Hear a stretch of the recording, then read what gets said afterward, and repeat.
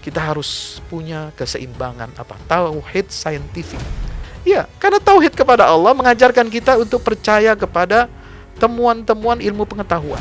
Semua bersumber dari Allah, ilmunya dari Allah, penyakitnya dari Allah, obatnya juga dari Allah. Dan tugas kita adalah mengeksplorasi, menggali ilmunya Allah dengan observasi, dengan melakukan penelitian-penelitian. Ya, semua ada caranya, ada metodenya. Jadi ini harus dilakukan oleh umat Islam. Vaksinasi saya sudah sampaikan, inokulasi itu berdasar dari sejarah Turki Utsmani yang mengembangkan sampai dibawa ilmu vaksin ini ke Eropa, ke Inggris, Edward Jenner tahun berapa itu? Abad ke-18 ya, 1796. Masya Allah ya. Jadi ini harus ada tauhid saintifik. Umat Islam mau tidak mau harus menguasai ilmu pengetahuan, sains, medicine dan lain sebagainya. Kita harus memproduksi, jangan hanya menjadi konsumen barang-barang lain. Padahal dulu yang mengembangkan vaksin adalah umat Islam, tapi sekarang kita yang menjadi konsumen pabrik-pabrik, produsen-produsen vaksin besar di dunia. Al-Fahmu Institute mempersembahkan serangkaian buku karya Ustadz Fahmi Salim LCMA. Buku pesan-pesan tauhid untuk negeri di masa pandemi. Buku mutiara ilmu-ilmu Al-Quran. Ada diskon 20% untuk buku tafsir sesat 58 esai kritis wacana Islam di Indonesia dan buku kritik terhadap studi Al-Quran kaum liberal. Anda dapat memesannya melalui layanan WhatsApp di nomor 0877 063 7192 dengan format pemesanan ketik nama, alamat lengkap, nomor handphone, dan jumlah buku yang diorder. Ongkos kirim di luar harga buku dan menyesuaikan wilayah dengan paket standar.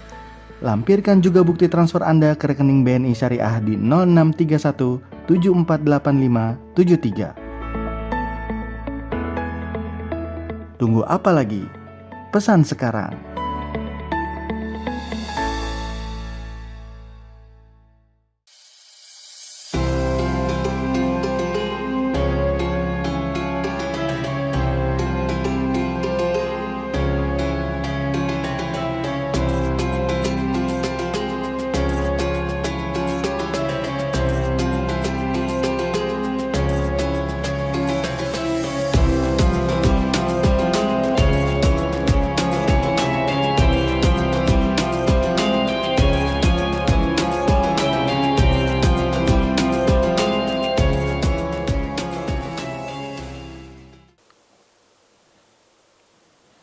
Assalamualaikum warahmatullahi wabarakatuh. Alhamdulillah, wassalatu wassalamu ala rasulillah wa ba'd. Teman-teman yang dirahmati Allah Ta'ala, ini ada pertanyaan lagi dari sahabat-sahabat ya, jamaah. Bagaimana pandangan Ustadz saat ini badai corona begitu mengganas dan angka positive rate itu juga meroket ya. Dan juga banyak sekali berita kabar-kabar para ulama kita berpulang ke rahmatullah ya, karena atau selama pandemi ini sudah sering ya kita mendapatkan kabar itu hampir setiap hari. Bagaimana kita keluar dari krisis semacam ini Pak Ustadz? Bismillah, walhamdulillah, wassalatu wassalamu ala rasulillah wa ala alihi wa sahbihi wa mawalah, la hawla wa la quwata illa billah. Yang pertama, teman-teman yang dimuliakan Allah, kita sekarang ini akan merayakan hari Idul Adha. Ya, Idul Adha di tengah pandemi ini sangat-sangat berarti sekali buat kita. Idul Adha secara bahasa adalah hari pengorbanan, hari kita berkurban. Ya, berdasarkan ibadah kurban, dan ada di situ ibadah haji rangkaian yang dicontohkan oleh Nabi Ibrahim alaihissalam. Masya Allah, sosok Nabi Ibrahim ini memberikan keteladanan dalam 3 aspek. Ya, dalam 3 aspek. Ya, yang pertama tauhid ubudiyah kepada Allah Subhanahu wa taala. Ya, tekad, keberanian, kesungguhan untuk mengesahkan Allah Subhanahu wa taala di tengah kejahilan dan kezaliman ya, orang-orang yang berbuat syirik kepada Allah, yang menyekutukan Allah Subhanahu wa taala. Beliau tampil untuk membawa obor pelita ketauhidan ini menjadi pelita obor yang menyalakan hati, yang mencerahkan pikiran, dan membebaskan manusia dari perbudakan selain Allah Subhanahu wa Ta'ala. Nah, tauhid ubudiyah ini itu yang digambarkan dengan begitu apik dalam surat Asy-Syu'ara 78, 79, 80. Ya, tentang tauhid kepada Allah Ta'ala ini. Alladzi khalaqani fahuwa yahdin. Walladzi yut'imuni wa yasqin. Wa idza maridtu fahuwa yashfin. Subhanallah.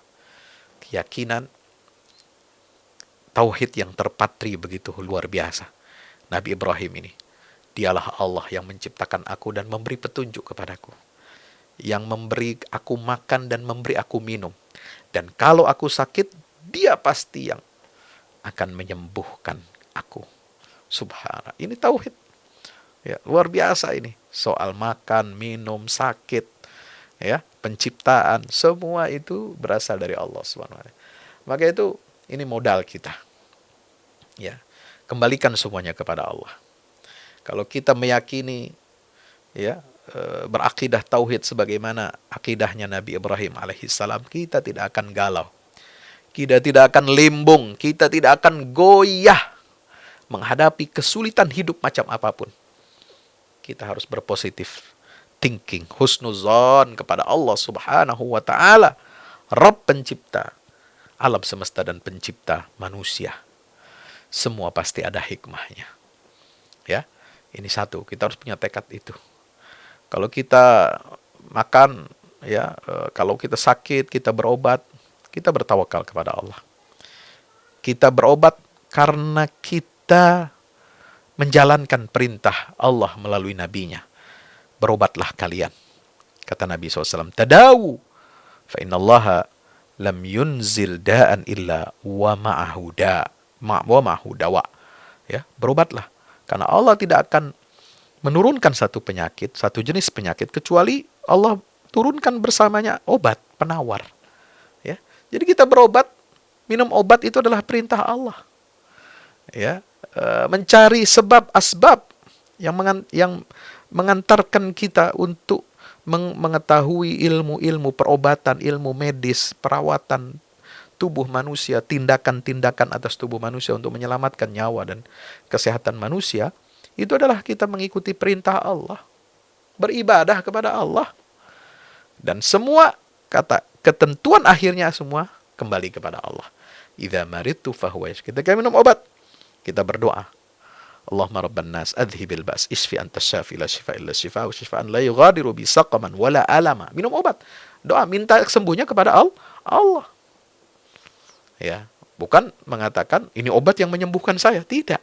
Yang menyembuhkan itu Allah. Berapa banyak orang minum obat, berapa banyak orang melakukan terapi pencegahan, tapi tetap sakit dan akhirnya wafat. Kenapa? Semua ketentuan diatur oleh Allah Subhanahu wa Ta'ala. Dan kita memohon yang terbaik kepada Allah. Ini harus kuat kita. Tauhid, ubudiyah, harus kita kuatkan. Yang kedua, tauhid sosial. Nabi Ibrahim contohkan dengan apa? Pengorbanan putranya Ismail alaihissalam. Berdasarkan tauhid ibadah, perintah Allah, beliau akan laksanakan perintah untuk menyembelih putranya. Tapi kemudian diganti oleh Allah setelah melihat kesungguhan dan keseriusan Nabi Ibrahim menjalankan perintah yang ada di dalam surat As-Saffat. Ayat 100, berapa itu? 101 sampai 111. Ya, falamma balagha ma'usaya qala ya bunayya inni ara fil manami anni atba'uka fanzur madza tara qala ya abati if'al ma tu'mar satajiduni insyaallah minas sabirin. فلما أسلم وتله للجبين وناديناه أي إبراهيم قد صدقت الرؤيا إنا كذلك نجزي المحسنين وإن هذا لهو البلاء المبين ya وفديناه بذبح عظيم. Diganti Allah oleh Allah Subhanahu wa Ta'ala. Diganti dengan apa? Dengan kibas, dengan sembelihan yang besar. Dan ibadah kurban ini ada untuk apa? Menggalang solidaritas, konsolidasi kemanusiaan. Berbagi daging kurban, itu esensinya. Berbagi kepada sesama. Maka kita harus menimbulkan empati. Empati kepada tetangga, kepada saudara. yang terdampak wabah COVID-19 ini. Kemudian kita harus prioritaskan ya bantuan ya kepada mereka yang terdampak ini. Ya, man nafasa an mu'minin kurbatan min kurabid dunya nafasallahu anhu kurbatan min kurabi yaumil qiyamah.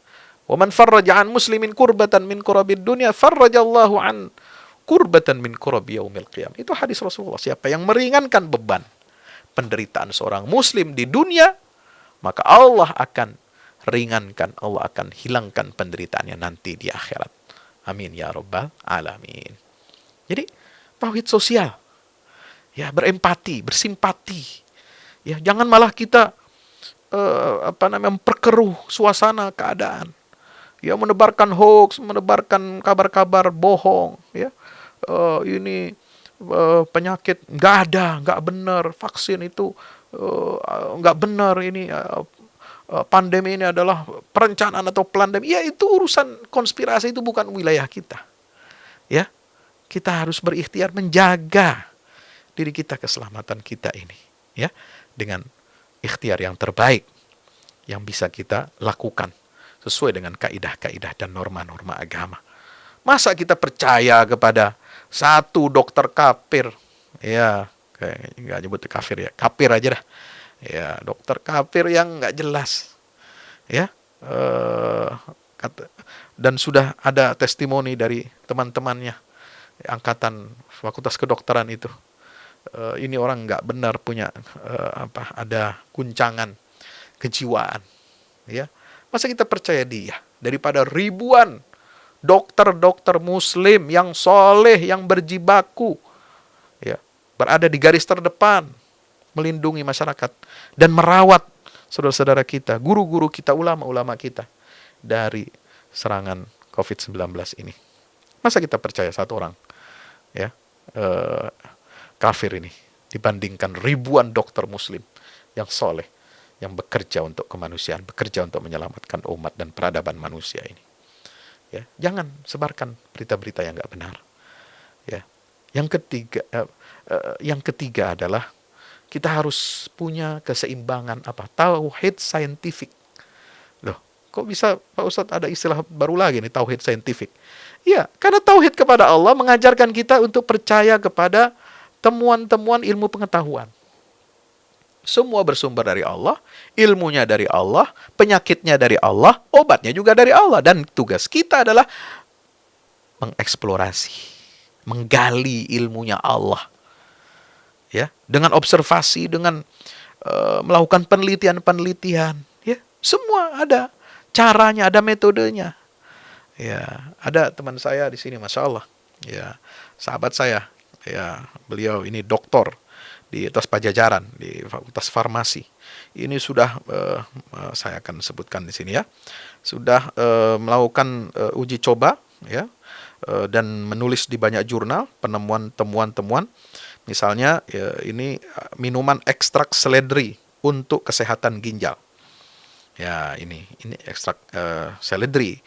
Nah, kemudian sekarang ketika ada COVID ini, beliau mengembangkan ekstrak daun sambiloto untuk COVID-19. Ya, ini banyak jurnal-jurnalnya yang sudah diterbitkan yang mengakui mengakui temuan-temuan beliau ini. Apoteker ciptakan minuman sambiloto dan seledri untuk terapi adjuvan COVID-19. Ya, ini di farmasetika.com. Apoteker Taufik Rusdiana, MSI PhD. Ya, ini biografi beliau, ya. Pengajar di Fakultas Farmasi Unpad, ada di website Unpadnya, ya. Kemudian ini banyak nih hasil penemuan, nanti saya screenshot ya. Temuan-temuan beliau ini luar biasa, dan alhamdulillah, ya, kemarin saya dapat kiriman dari beliau, sudah saya berikan kepada mertua saya. Dua-duanya kena COVID. Alhamdulillah. Ya, ini membantu sekali untuk meringankan. Jadi ini harus dilakukan oleh orang Islam. Vaksinasi saya sudah sampaikan. Inokulasi itu berdasar dari sejarah Turki Utsmani yang mengembangkan sampai dibawa ilmu vaksin ini ke Eropa, ke Inggris, Edward Jenner tahun berapa itu? Abad ke-18 ya, 1796. Masya Allah ya. Jadi ini harus ada tauhid saintifik. Ya, kenapa? Ibrahim juga, Nabiullah Ibrahim alaihissalam ini beliau yang bagaimana memperhatikan alam semesta, melihat matahari, melihat bulan, melihat bintang. Apakah pantas dia disembah? Tidak. Ternyata yang dipantas disembah itu hanya Allah Subhanahu wa taala. Ya, walaupun tidak tampak, walaupun tidak kelihatan seperti matahari, bulan sebagainya, tapi semua benda-benda angkasa itu akan hilang, akan musnah, akan tidak bisa dilihat. Nah, maka itu beliau sampai kepada inni wajjahtu wajhiya lilladzi fataras samawati wal arda hanifa, dan seterusnya itu dalam surah Al-An'am dari ayat 80 ya, dan seterusnya itu. Masya Allah. Nah, ini tauhid yang membawa umat Islam ini pada keunggulan ilmu pengetahuan. Yarfa'illahu alladhina amanu minkum walladhina utul ilma darajat. Surat Al-Mujadilah 11. Allah meninggikan derajat orang-orang berilmu dan orang-orang yang beriman di antara kalian.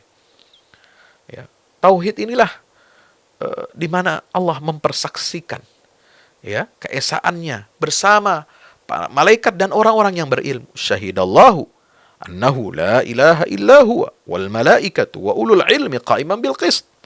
La ilaha illa huwal azizul hakim. Ya, ini tauhid. Ya, melibatkan apa? Ilmu pengetahuan. Innama yakhshallaha min ibadihil ulama. Surat Fatir ayat 28 ya. Ulama, ahli-ahli ilmu pengetahuan itulah mereka yang memiliki rasa takut kepada Allah Subhanahu wa taala, memperhatikan penciptaan langit, bumi, alam semesta ini. Ya, itu semua berdasarkan apa? Khasyatullah. Inilah tauhid saintifik. Maka itu umat Islam ya, untuk keluar dari krisis ini kita harus menguatkan 3 kekuatan ini. Ya, menguatkan secara seimbang, tawazun, tauhid ubudiyah ya, dengan ibadah, dengan doa, dengan sandaran vertikal spiritual yang kuat ya terhadap Allah, kepada Allah Subhanahu wa taala. Yang kedua, tauhid sosial. Ya, aspek kemanusiaan. Ya, berbagi, bersedekah. Ya, terus berempati, memberikan simpati. Ya, doa yang terbaik kepada saudara kita. Yang ketiga adalah tauhid saintifik. Umat Islam mau tidak mau harus menguasai ya ilmu pengetahuan, sains, medicine dan lain sebagainya.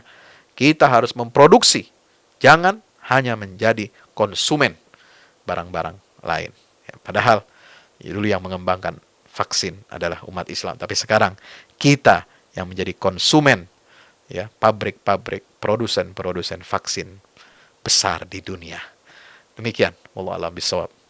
Assalamualaikum warahmatullahi wabarakatuh.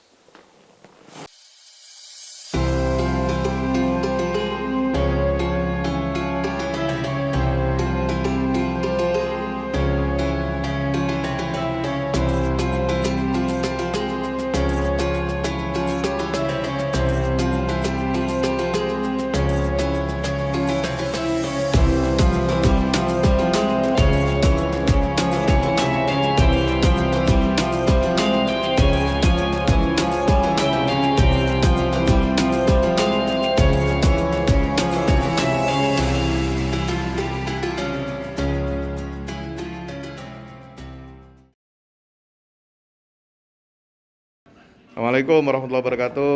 Teman-teman, ini kita sedang berada di lantai 2. Kita proyek pembangunan gedung Pusat Dakwah Al-Quran Al-Fahmi Institute. Nah, ini sama bos Action Pay, Ustadz Zulfadli Lubis. Nah, kita lihat sini ya teman-teman ya progresnya. Ini udah kita selesai lantai ketiga. Dan kita akan naik lantai 4. Ini sumbangan dari antum semua, ini sudah. Kita akan mulai lagi pengerjaannya. Nah, ini sedang pengerjaan tembok ya, keliling. Nanti di atas kita tambah 1 lantai lagi. Baru nanti terakhir untuk olahraga di atas. Oke. Terus bantu support ya. Nah, tolong ambilkan. Assalamualaikum warahmatullahi wabarakatuh. Alhamdulillah, ini kita mulai lagi pembangunan gedung. Pusat Dakwah Al-Quran Al-Fahmu Institute. Kita akan mencetak kader-kader guru tafsir dan guru tahfiz Al-Quran, ya, untuk Indonesia lebih bahagia. Tagline kami adalah bahagiakan Indonesia dengan dakwah Al-Quran. Mudah-mudahan Indonesia semakin lebih bahagia, selamat lahir batin dunia akhirat, barakatun thayyibatun warahmatullahi wabarakatuh. Dan inilah markas kita nanti, asramanya, ada kelas-kelasnya, ada ruang multimedianya, ada studio digitalnya, dan ada kelas-kelas kita untuk tadabbur, tahfiz, dan juga kajian-kajian keislaman. Bang Fadli, gimana? Siap. Siap support ini? Kita dukung bersama Al-Fahmu Institute, bukti dari keberpihakan kita terhadap agama kita. Ya. Insya Allah. Barakallahu fikum. Ya. Terima kasih teman-teman. Ya, assalamualaikum warahmatullahi wabarakatuh. Assalamualaikum warahmatullahi wabarakatuh.